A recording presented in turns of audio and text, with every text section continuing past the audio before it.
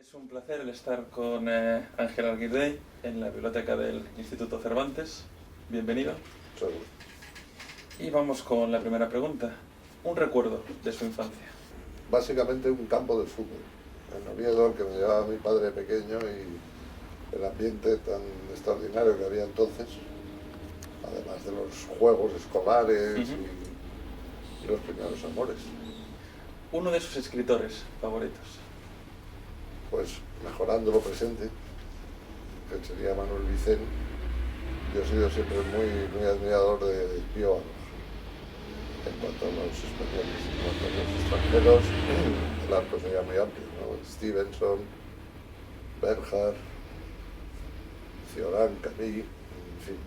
Pero básicamente, si esa pregunta de si tuviera que ir a una isla, ¿qué libro me llevaría? Probablemente La última vuelta al camino de Pío Baroja. ¿Prensa en papel o digital? Personalmente en papel, pero vamos, el futuro parece que es el digital, ¿no? Yo sigo prefiriendo leer y tocar, ¿no? Pero está claro que no van por ahí los tiros. ¿El mayor logro como periodista? Haber sobrevivido, ¿no? Sin crear demasiados enemigos. He estado 35 años en el país, siempre vinculado al ámbito de la cultura y suplementos culturales, y así a bote pronto no recuerdo haber creado ningún gran enemigo, ¿no? ¿Y una decepción? Pues a lo mejor es no haber creado algún gran enemigo, ¿no? Pero no, básicamente no siento ninguna frustración especial, ¿no? Quizá el nivel del periódico y del país en general estuviera un punto más arriba.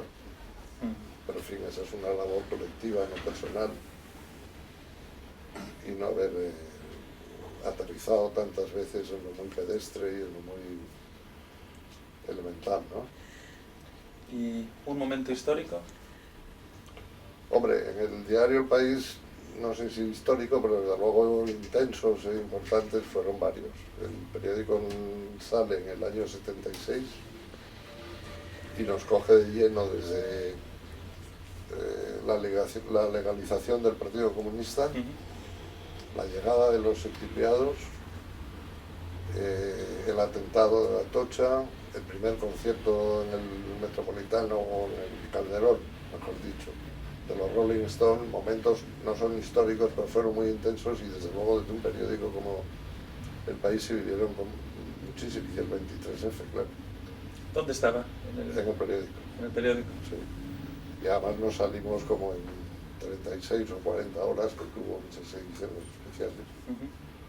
Y también fue un momento inolvidable. ¿Y una virtud y un defecto como Dios. periodista? Virtudes, la verdad es que no ser excesivamente, o no ser agresivo.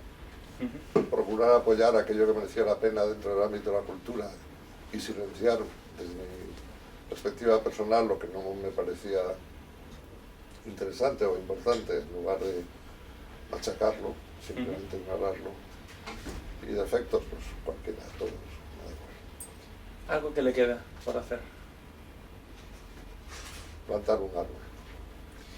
¿Y el mayor logro de Babelia como suplemento cultural de referencia? Muy difícil de valorar y cuantificar y ceñir a una sola cosa, ¿no?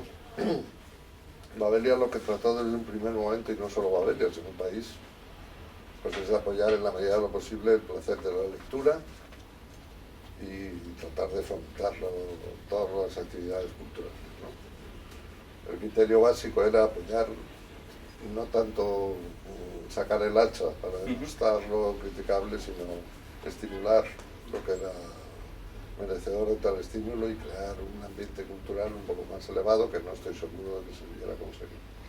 ¿Y algo que echa de menos de las viejas redacciones, el considerado viejo periodismo? El poder fumar.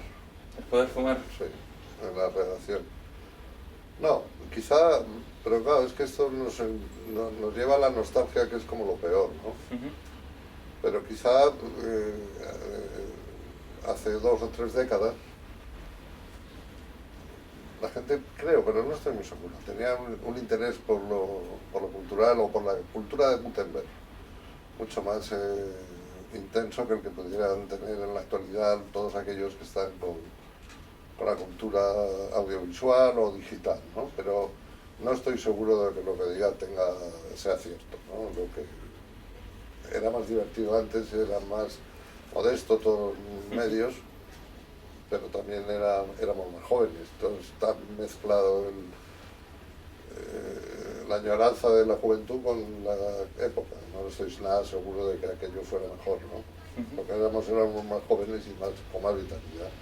Entonces, ¿tribu de Gutenberg o tribu digital? Totalmente Gutenberg. Lo digital soy muy torpe.